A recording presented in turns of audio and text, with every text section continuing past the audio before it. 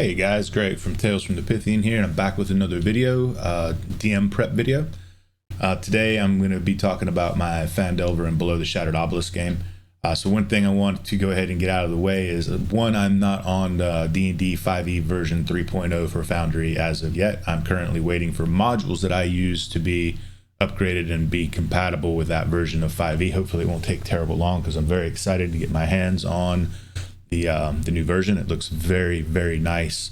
There's a gentleman out there called Quills and Quests.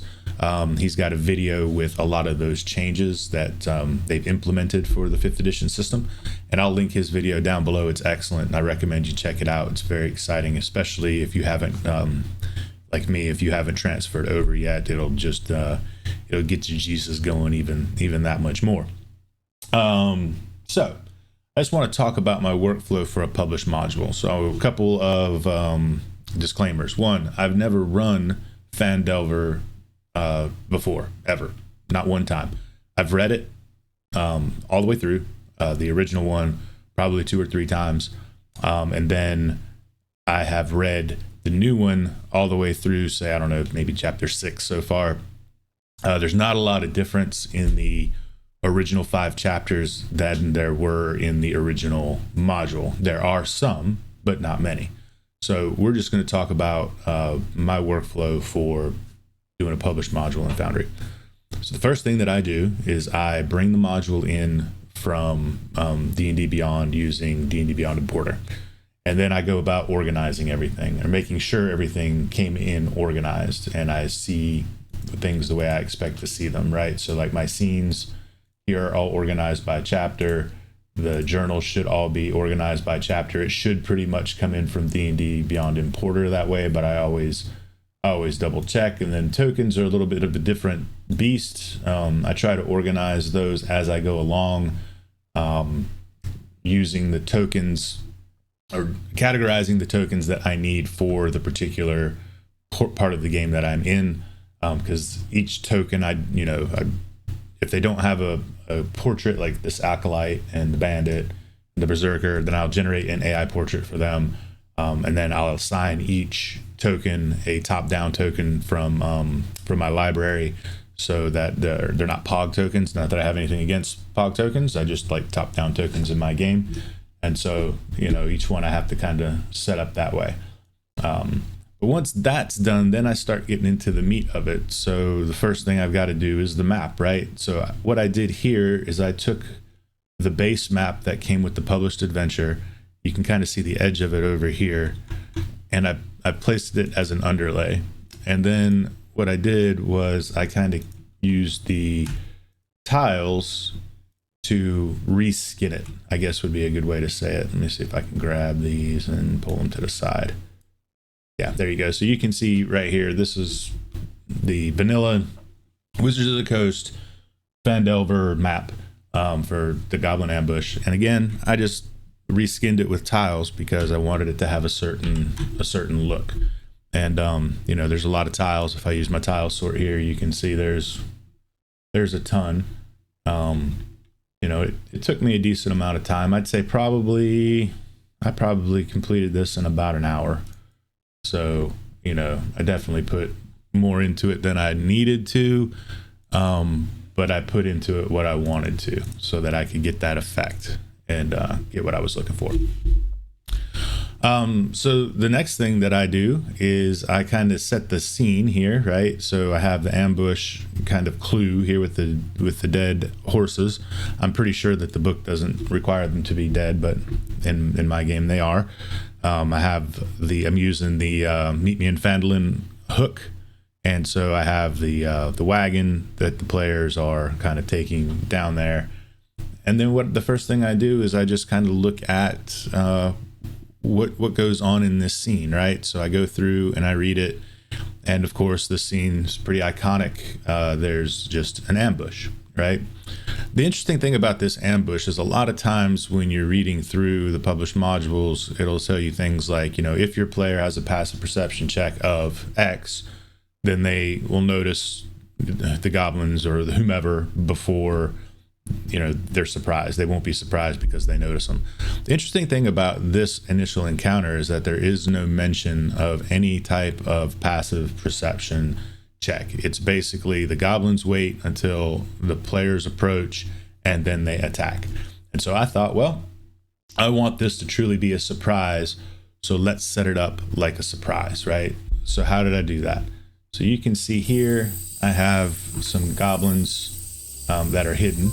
Now these goblins are not your run-of-the-mill goblins. My players, I ran them through the Sunless Citadel, so they're level 3, so I have to up my game a little bit. So these are some goblins from the Monster Manual Expanded. You can find that over on the Dungeon Masters Guild, and they were created in D&D Beyond and brought in over here. So we have goblin skirmishers and goblin cutthroats, and they're hidden off in the background. Let me just reduce this here. If you double click on it, it just gets smaller. So what did I do? I went right here and I set up this tile. I use Monk's active tile triggers. You guys have heard me talk about that before, but let's look at this tile, because this is there's a little bit more to this one. It's still a pretty basic tile, but there's a little bit more to this one than there have been to the other ones. So first of all, I have these guys hidden so that they're not seen by the players, first of all. So the first thing that I want to do is I want to show them. So basically the setup for this tile is that it's on enter. So any player token that enters that tile is going to activate the sequence of events that's going to occur. So the first thing that's going to occur is it's going to show the goblins, and I did this by tag, right? So it's going to show the goblin skirmisher.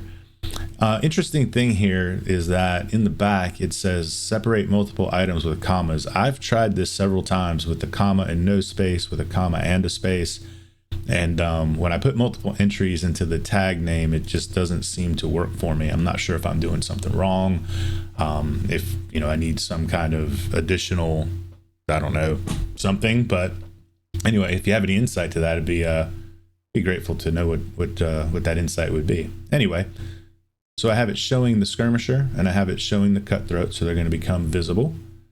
Then I have it adding them to combat, right? So add to combat, the goblin skirmisher. Same principle here. I tried to do this with one tile with a comma separating them. Didn't work out for me, so we just add them to the combat. Then we get to the players. So this one was a little bit easier because I can just say all player tokens. So use the player tokens. So with this triggering action, I'm going to add the player's tokens to the combat, and then we're going to start the combat. And then, because they are surprised, we're going to add the effect of surprised as a state to the players, and then we're going to pause the game. We're just going to pause the game so everybody can catch their breath and figure out what's going on, because when this goes off, it's going to roll a bunch of dice across the screen for initiative. It's going to auto roll the player's initiative, which my players are not used to whatsoever. And when this happens, so this has already transpired in my game. When this happened, needless to say, they weren't exactly thrilled that they were surprised and that they didn't get to roll their own initiative. However, it worked out perfectly, because in reality, they were surprised, both in the game and as people at the virtual table, which was wonderful. And so I'll demonstrate how this tile goes. So I'll unpause it. And I'm going to bring my player's screen down here. So this is Dale's going to be an example for us. So as you can see on his screen, we have no idea. We don't see any of the goblins. We see the horses. We have the cart. And he's just going to walk forward. And he's going to walk forward. And he's going to walk forward. And he's going to hit the tile. Boom. So the game is now paused. All the initiative is rolled. You can see he's got the surprise applied to him, and just like that, we're off and running, right? So it works fantastic. And the good thing about this is, because we set it up with tags, because we did it with tags, it's repeatable, right? So we can come back in here with another group and do it again, right? We don't have to set anything back up. It's all tag based. And the beautiful thing, I'm not sure why my surprise didn't turn off by itself here. the beautiful thing about using the tags is the way that the tokens are set up. If I were to come into my humanoids and I decided to bring in, 4 more cutthroats, right? And 2 more skirmishers, and throw them at the back, and then we just grab them all and hide them, right? So now they're all hidden. And if we grab Sir Norok here again and we bring him over, the tile functions, all of those goblins now get added to the combat tracker because we're looking. Sorry, my dice so nice. Somebody rolled a 1. They all get added to the combat tracker again because they are tagged in their token with that name, Goblin Skirmisher, right? So any of these tags technically apply to that token depending on how you wanted to use it, which again is great. So that's how I set up the Goblin Ambush. If you guys have any questions about it, man, you can feel free just to leave a comment down below and we can talk more about it or how it works. But so again, used for this setup, the vanilla map for the Goblin Ambush from Wizards of the Coast, tile assets from Bailey Wiki and from Forgotten Adventures, goblins imported from D&D Beyond that were technically from the Monster Manual expanded, Monk's active tile triggers, and Tagger. That's basically does all the heavy lifting, and we do have a token attacher going on with the ox here in the cart. So let's check out the next scene, the Cragmaw Hideout. Very much the same principle here, except for this map I took a different approach. Okay, so for this map I chose to use Dungeon Alchemist. I wanted to try to get away from placing so many tiles down and maybe potentially weighing the scene down. So if you're not familiar with Dungeon Alchemist, it is an AI based map making software. I use it a ton. It's amazing. It saves a lot of time, and they have a Steam workshop. So when I first decided I was going to use it for this map, I had every intention of coming in here and creating the map. And then I thought, well, let me just check the workshop and see what's up. And I found a gentleman by the name of Death Jester had done all the maps for the first 5 chapters, essentially most of the maps for the first 5 chapters, or all of the original campaign, the starter set. And I was like, awesome. So I completely subscribed, and we are using his Cragmaw Hideout map, right? So if you've never used this, I highly recommend that you do. You can make some really cool stuff and pretty quickly. Okay, so it imports very nicely in the Foundry as well. When you export out, you get a JPEG and you get a JSON file. The JSON file has all of the data for the walling, the lighting, doors, windows, all that sort of stuff, and basically places that over the top of the image. You can even, it does not hurt anything if you turn that JPEG into a WebP, which I do. I always try to convert everything down to a WebP. I use Ripper's file conversion tool for that. You can find it online. I'll link it below too. It's free, and it works absolutely amazing. So once it's in, what's the next thing that we do? We do the simple stuff, right? First up, we do the walling. So we go through and we wall everything, and we try to do it in a way that makes sense. At least I try to do it in a way that makes sense. So special consideration to be paid here. So I have a bridge, which means I have a crossing underneath. So I set up a function here with some drawing tools, multi-level tiles, where basically if a token moves into this space, it comes out on this side of it. So he's passing underneath of the bridge, and then vice versa. That's why there's 2 on either side. So token walks in, token goes to the other side. I'll demonstrate. Here, let's take Donnie up here. So if Donnie walks, you see he pops to the other side, and then he pops back.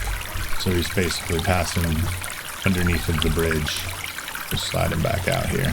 Johnny, my monk. Right? You just get rid of his surprise while we're at it.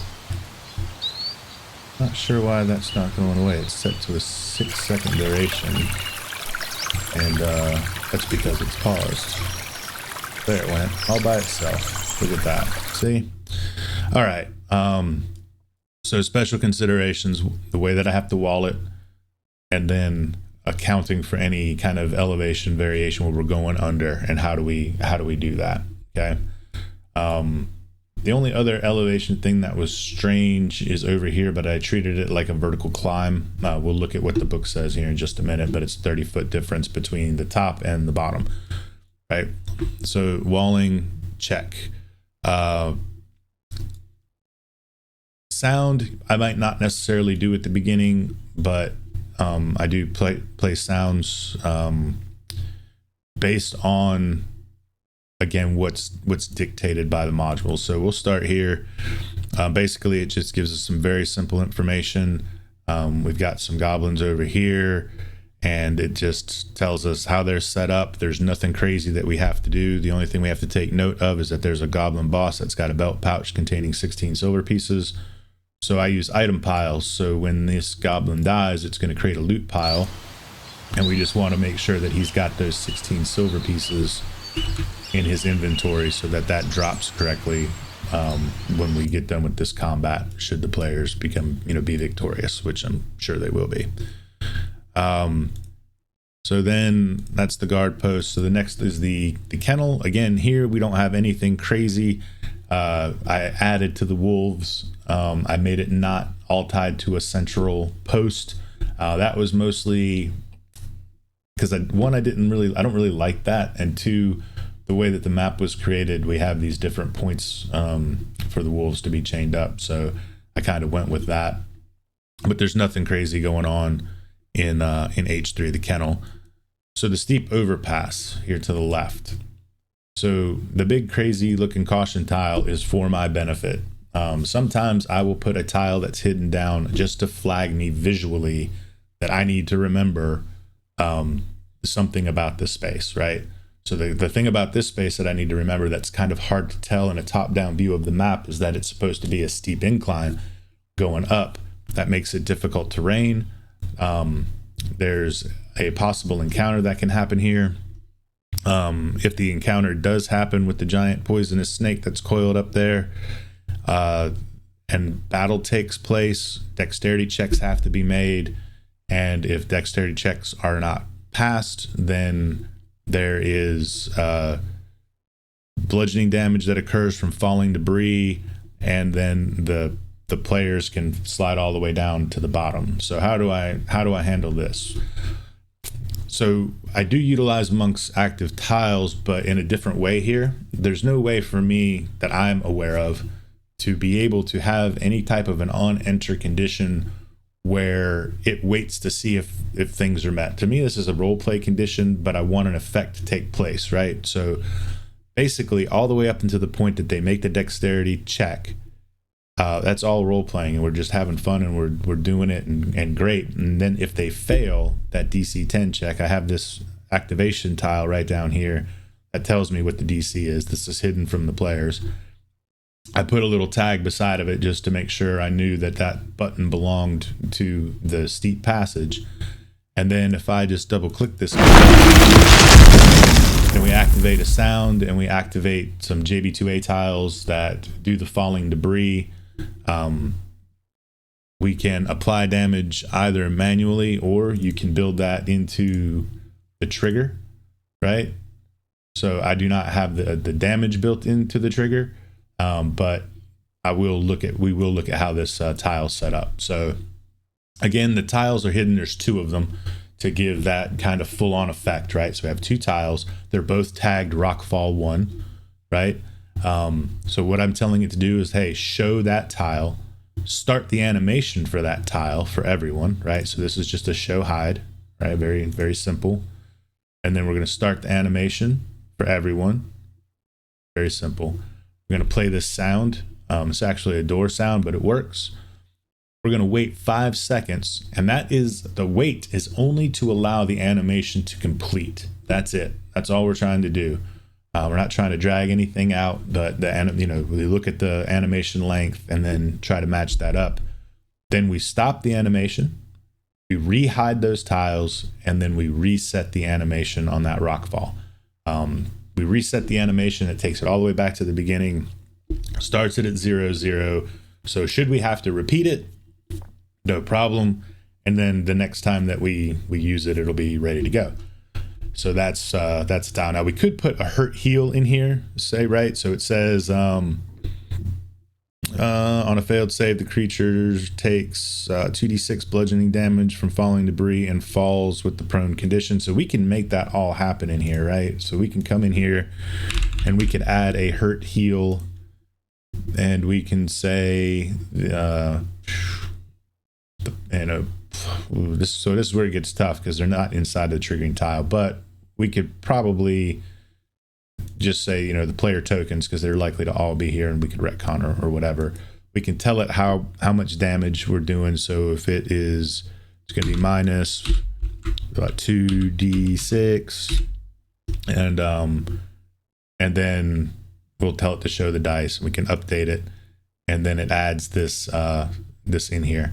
And then we can also tell it to apply a condition, right? So we can would see, where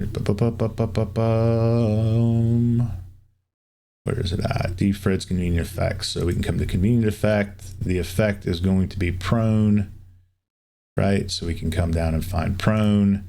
Then we can add that state, and we can do it for the player tokens, right? And so with those two additions, when the animation completes, the players take the damage, it rolls it, they get given the effect of prone, which does all the stuff that prone does automatically, and then we carry on. I chose not to do that because I'm activating it from a button. This will be the tile that they would be within, and I felt like it would be just more fun to do it manually, right? Like, this is one of those things where I might even be like, roll 2d6. Have them roll their damage and see how that turns out for them. So anyway, so that's the overpass and how I set it up. So we get up into H6. Let's talk about the bridge. So it says that the goblin on the bridge has a really good chance, if they're not using a light source, if the players are not using a light source, they can creep by without being noticed on a DC 12 dexterity stealth check. If they have a torch, they get spotted immediately.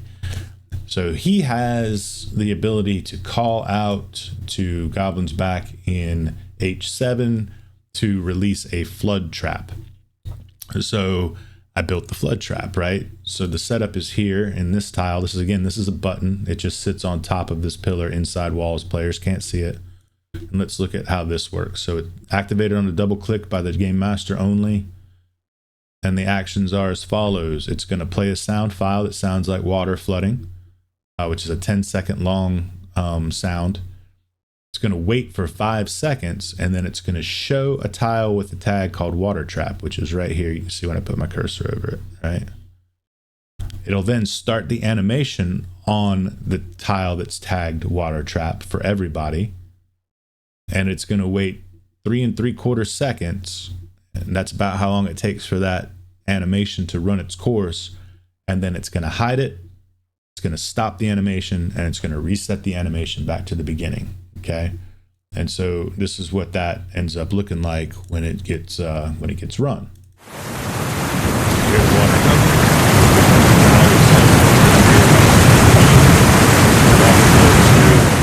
Idea here is it knocks the players back to the entrance of the cave as you read down.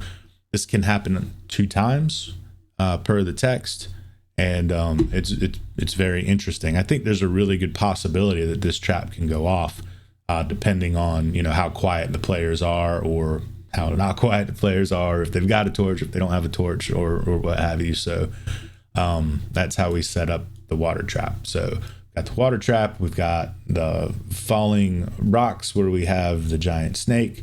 Then we get up into H6. And up in H6, this is just the Goblin Den. There's not a lot going on here technically that we have to set up. The only thing that we have to do technically is just make sure that the it says that the Goblin leader, this Goblin boss Urk, that he's got 21 copper pieces on him, so we just have to make sure that that is on him. And then the same goes for the Goblin boss Yimmick. We just need to make sure that it's got the 3 bandit agate and the potion of healing, so that when combat concludes, if the players are successful and item piles does its thing, it'll create that. That's the loot entity that I use. It'll create that those items in that loot entity for the party to gather. We have Sildar Hallwater set up here with his 1 hit point. He is restrained at the moment, and he's at the edge. So in the event that the characters decide not to parlay, he gets pushed off. Again, these are very heavy spoilers here for players, so I hope you're not if you're a player, I hope you're not really watching. And it's really it's supposed to be a game master chat, man. We're just game masters chatting and talking here. But anyway, H7, not a lot going on. Again, over here, we have the potential for a goblin to split off and go warn Clarg, running up into H8. And then up in H8, we have Clarg and his bodyguards and his wolf.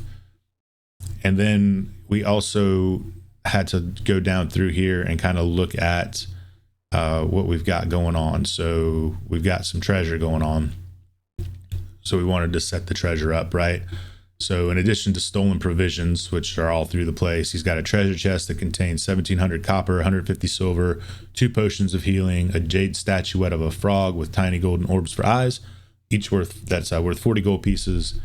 And that can all be found right here in this chest. So you'll notice if I put my cursor over the chest, the cursor changes. Try to get my players used to the fact that the environment is live, right? So you could have a player that walked in here and completely missed this if they don't search the room. But this is item piles in action. So what we've got going on here is a chest that has a closed image of a closed chest. And if we double click it, it will, well, if the player double clicks it, it will open. And in here we have that jade statuette, right? That's worth the 40 gold pieces. Thank you, Midjourney, for the image. Potion of healing, a little additional treasure that I threw in there. So I also use Forian's unidentified items. So this particular ring, see, we can just peek at it real quick. It's Nux Chimera. This is from Boss Loot. I'll link him down in the description at the bottom as well. Very cool stuff. He's got a free module that you can check out. He's also got a Patreon that you can check out, very much like JBA. But this is very cool. But I threw this in there just because I thought it would be fun and neat and get him a unique item. And then we have that 1,700 copper, that 150 silver, and there you go. It's set up. Now, I always like to add a little twist to my games just to take it that much farther. So here we have a note that was set up. This was also, or a letter, this was also set up using item piles. So if the player finds it, they double click on it, there's a dirty letter. If they open the letter, there's a journal entry. Now this is cool. We're using another module here called Polyglot.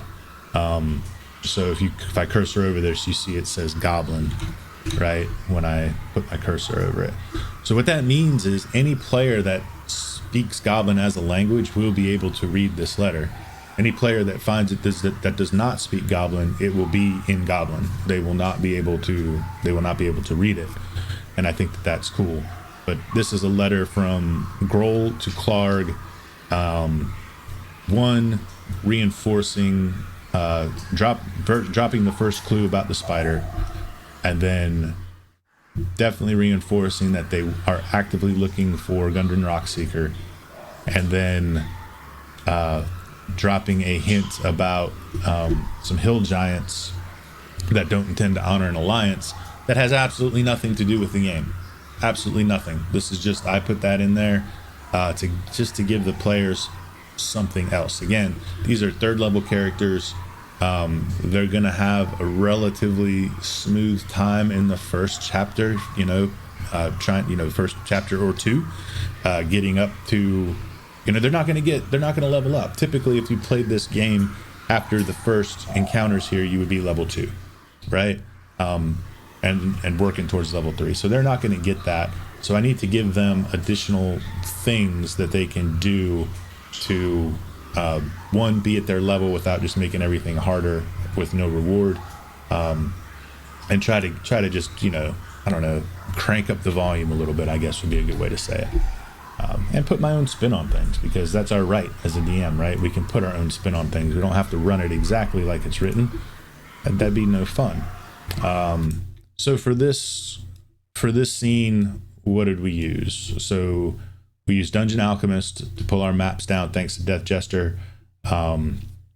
We used Monk's active tile triggers. We used Tagger. We used item piles. I used some effects. I used some effects on tiles by Forgotten Adventures, like the waterfall over here, that were provided in Bailey Wiki's Nuts and Bolts Compendium. Sounds from the Bailey Wiki's packs, sounds from, Michael Gelfie. I think that's it. And then we put it together, right? So it should play very well and very smoothly. But that's going to be it for today. Tell me what you guys think. Tell me if you have any questions. Tell me if you know any of the answers to the issues I had, especially with utilizing comma separated tags in a single line in Monk's active tiles, and why that might not work and what I might be doing wrong there, because it would be super nice to keep them as short as possible. I don't mind adding the extra functionality in there, but if I can do with one line what I can do instead of 2, that's much better in my opinion.